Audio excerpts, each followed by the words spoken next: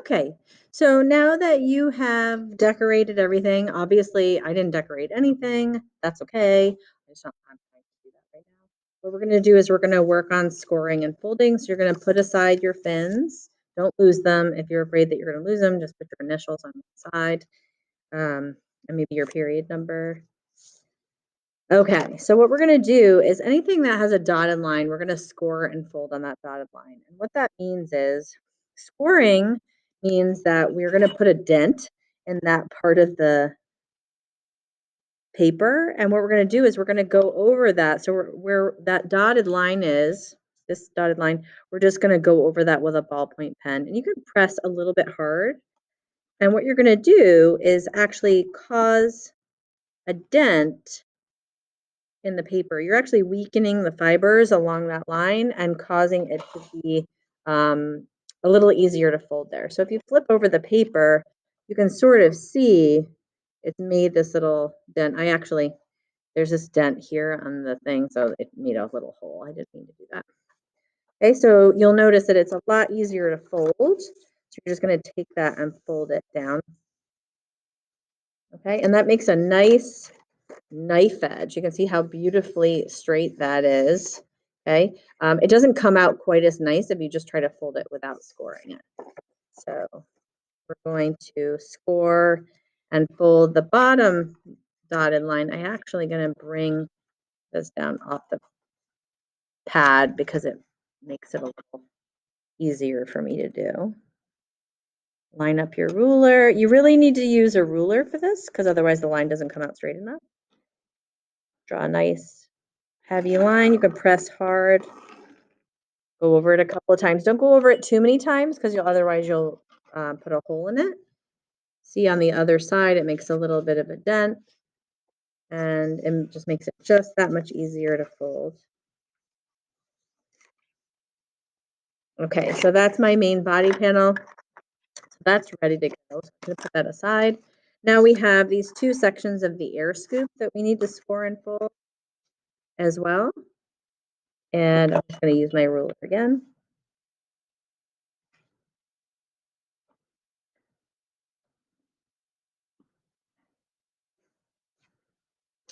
And the air scoop.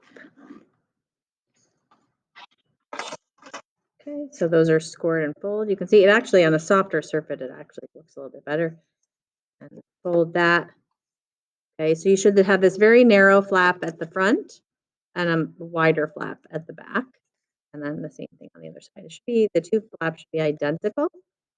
Okay, so the way this is going to be assembled, oh, you know what? There was one thing I forgot to do, and I forgot to show you to put a mark where the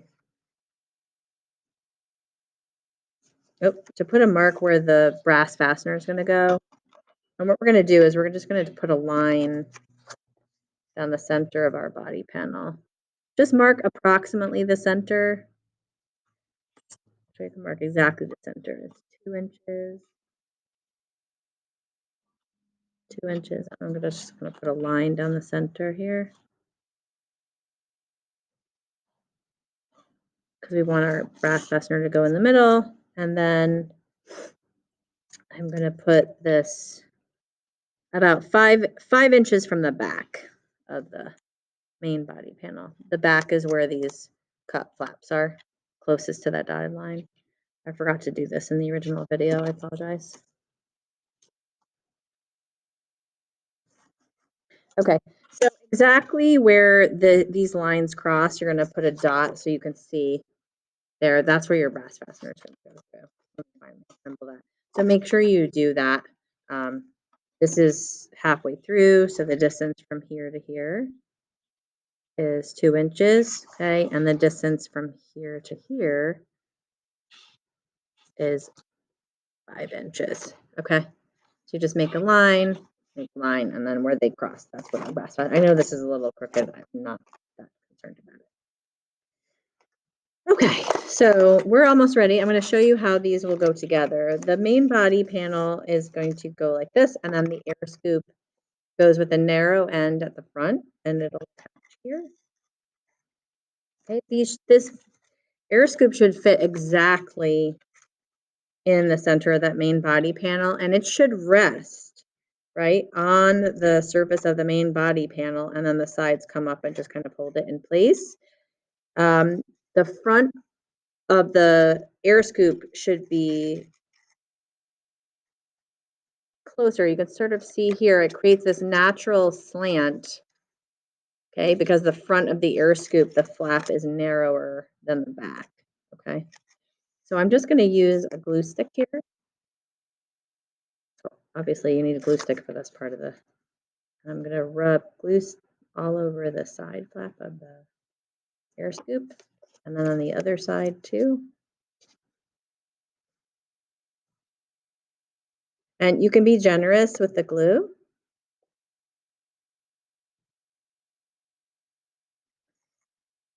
Lay this right here, and then bring those side flaps up to touch. Okay, noting that the front of the air scoop should be resting on the body panel there. So if you notice that the front of the air scoop is kind of coming up like this, okay, just push it down. Okay. Sometimes the back end will come up a little bit, and you just need to push it. Okay, and then I will put my scissors or my ruler inside and just hold them together, and so they press the surfaces together. Glue together, and you can just let that, put it aside and let it dry. So right back here, I just want to show you something to look out for. So if you can see, the back part of my air scoop has come off. You just need to push that down. So be really careful with your assembly. The better job you do assembling it, and the glue. So now I've been playing with it for too long, so the glue is like drying. You can tell because it's not purple anymore. So just put some extra glue on there.